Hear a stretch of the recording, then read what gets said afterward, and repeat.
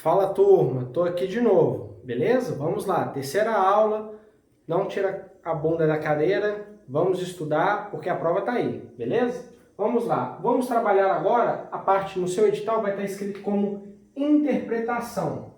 E o que seria interpretação? Hermenêutica. Hermenêutica nada mais é do que interpretação, beleza? Show? A gente vai estudar o que seria, como que a gente faz a interpretação da Constituição. Não é só pegar, fazer a leitura e falar, é aquilo e pronto, acabou. Às vezes não, a gente precisa estender um pouco a mais, beleza? E aqui a gente vai trabalhar ponto a ponto e eu vou falar com vocês. Então vamos lá. Primeiro ponto aqui é o ponto jurídico. O que seria esse ponto jurídico? O ponto jurídico nada mais é do que, como vocês mesmos já falaram aí no início da aula, você lê e falar, está lá. Todos são iguais perante a lei. Pronto, acabou.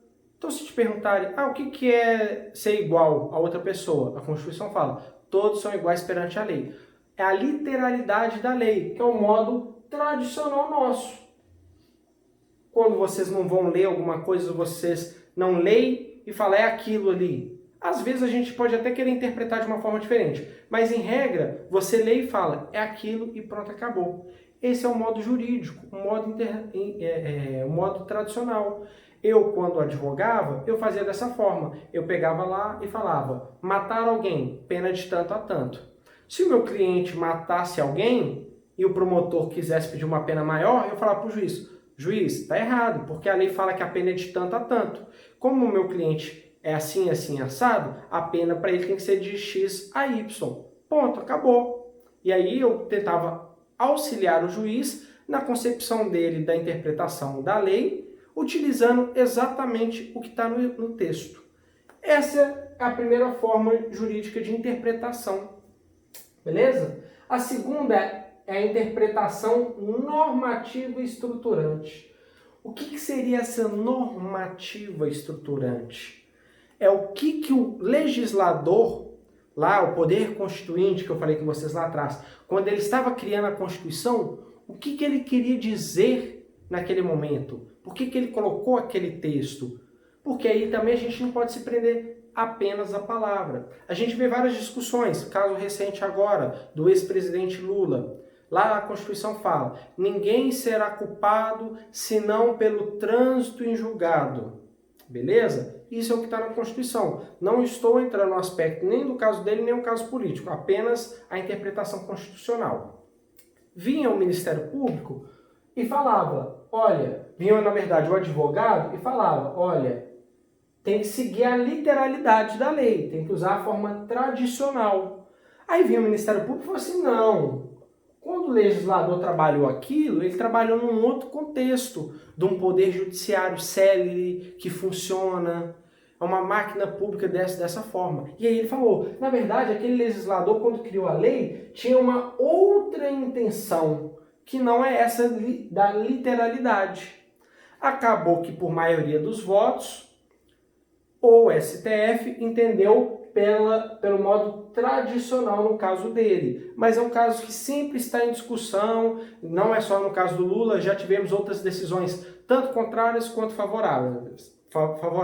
No entanto, a última que prevalece é a interpretação jurídica ou tradicional. Beleza? Terceiro ponto, científico.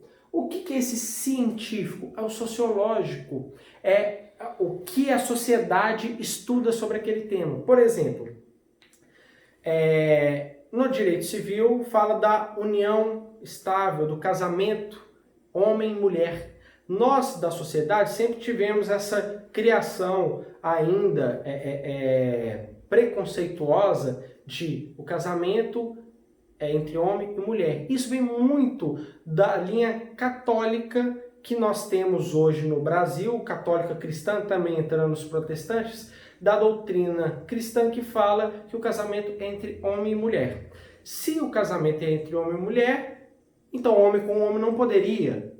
É isso que fala, mas até onde o Estado pode entrar e falar, não, homem com homem não pode casar, mulher com mulher não pode casar. Aí vira um problema. Até onde o Estado pode intervir na vontade individual de cada um. E aí veio os estudos mostrando, poxa, homem se casar com homem não tem nenhuma anormalidade. Pode acontecer. E aí começou a vir esses estudos e aí veio uma linha sociológica. Hoje o STF entende pacificamente que é permitido a união estável ou o casamento civil entre pessoas do mesmo sexo. Beleza? Esse é um tipo de interpretação. Outro tipo de interpretação, o problemático. O que é o problemático? A gente já lembra de problema, de briga, de discussão. E é isso, exatamente isso. Chega lá no STF uma briga entre fulano e ciclano.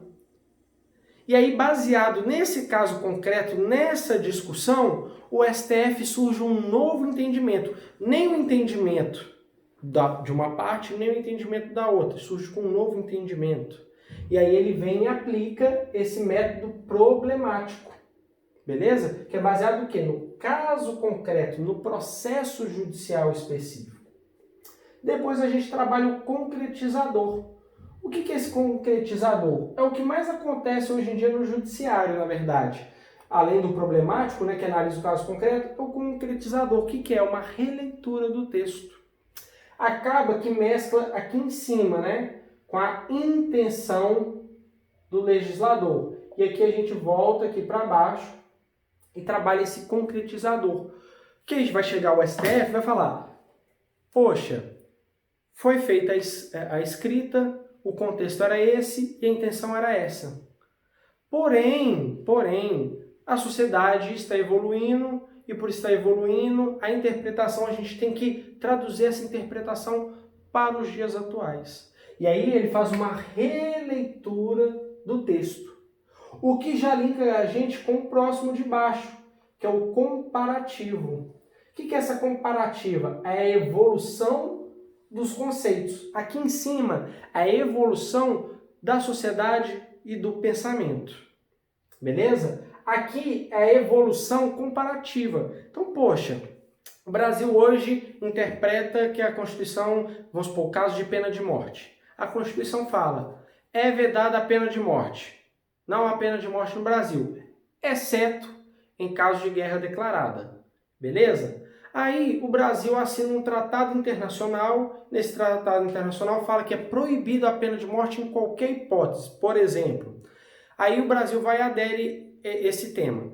E aí vamos supor que esse tema foi aderido pelo presidente da República, mas não foi aprovado pelo Congresso, porque é competência exclusiva do Congresso aprovar tratados internacionais. O presidente assina, quem aprova, né, quem referenda é o Congresso, e depois o presidente deposita essa norma falando, olha, meu Congresso aprovou e ela começa a ter aplicabilidade.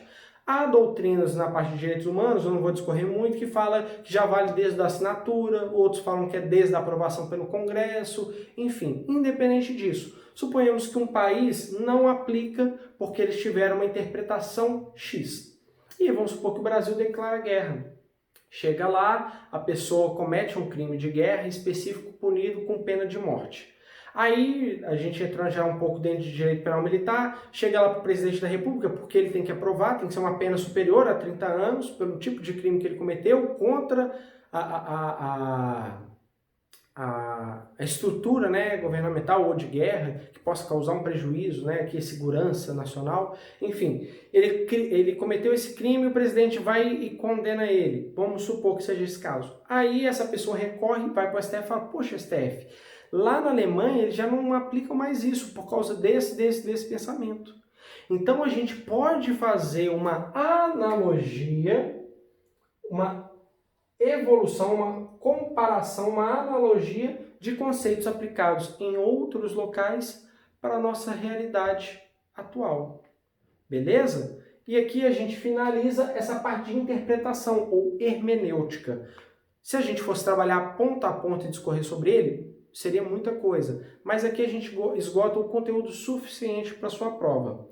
Já de antemão, já falando para vocês, todos os pontos que a gente trabalhou até aqui, pode cair na sua prova? Pode, porque está no edital. Mas eu já fiz prova de nível médio, já fiz prova de nível superior e falo com propriedade. Esses tópicos não são de cair.